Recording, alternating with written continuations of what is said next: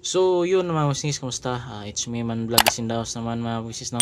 So yun, panibagong araw, panibagong tutorial lang tayo mga wisnis. So for this video mga wisnis, syempre may bagong parcel tayo na dumating galing sa Shopee. Yan, at nabuksan ko na para ma-check. So yun, for this video mga wisnis, magpapalit tayo ng headlight assembly ng ating Mio Sulti. Yan, hindi ko na patatagalin, mabuksan ko na. So ito yung itsura niya mga wisnis. Ito yung kapalit natin sa ating Mio kasi nabiyak yung salamin niya dito tapos napasukan ng putik sa ilalim. Makikita yun mamaya mga sis. Pakita sa inyo. So buksan natin mga sis. Yan, nabili ko siya ng 800 plus, hindi pa kasali yung shipping, so nasa mga 900 siya plus.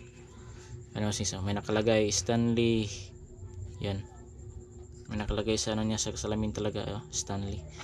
Tapos dito, yan, sa pagkakalam ko mas genuine to mas made in Indonesia. Yan o, ano nakikita nyo, hindi mo makita sa camera, hindi mag-focus. Yan o.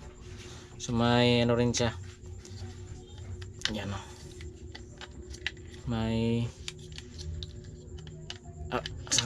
yan, yung ilaw, kasaya na yung ilaw niya mas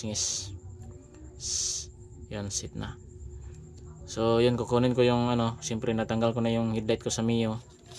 So yun, ipapalit na natin, hindi tayo magtatagal na sis. Yan, kunin natin ito kasi hindi natin ito kagamitin, o reserve natin to in case na malubat yung natin or mapundi yung ilaw natin na LED. So yun sis, lagyan natin sa gilid. Yan, so ito siya sis. Yan o, siyempre natanggal ko na. Yan, ito yung sinasabi ko mga sis. Yan o, nabasag yung salamin niya dito na. So yun, pasukan ng putik sa biyahe nung papunta ko ng Dipolog. Yun o, sobrang maulan, so yun, pasukan siya. So yun o sis, yung kailangan nating tools is ito, wrench na number 10mm. Yan o, para matanggal ito. So tatanggalan natin ng sis para matanggal natin yung head assembly nya. So yan, tapos ito tanggalin natin to.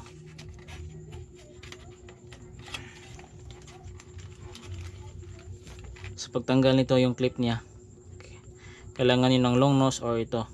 Yan, nakita ko yung long nose ko, tinabad ako kumuha sa U-box ng motor, so ito na lang ginamit ko. Ano nyo lang, pasok itong maliit, tapos ikotin nyo, yun, tanggal siya. Tapos itong isa, yun, so tanggal na siya mas. Yan, ito yung itsura nya, sobrang dumi na. So yun na, so papalit na natin itong bago. Yun o, ang kintab mga mas. So salpak na natin. Yan siya, salpak na, angat nyo lang konti para makapasok ito. Tapos yan, tapos na siya. Tapos balik natin yung clip. Yan, itong parang alon sa taas to.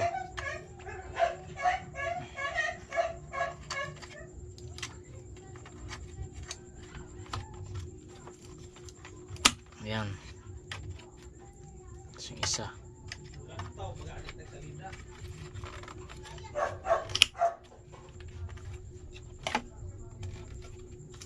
Tapos yung tawag nito,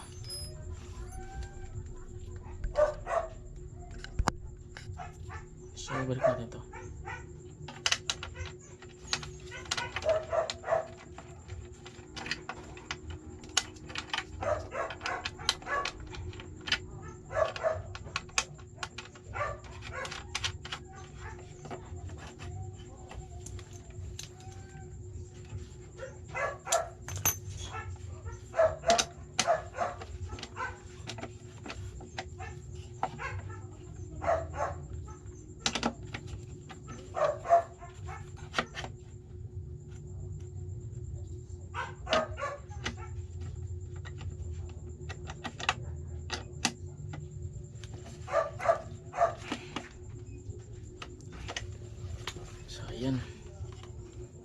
siya masngis.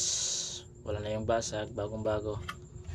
So kabit ko muna ito sa motor na masngis. Tapos yan, pakita ko sa inyo yung kinalabasan niya. So yun masngis,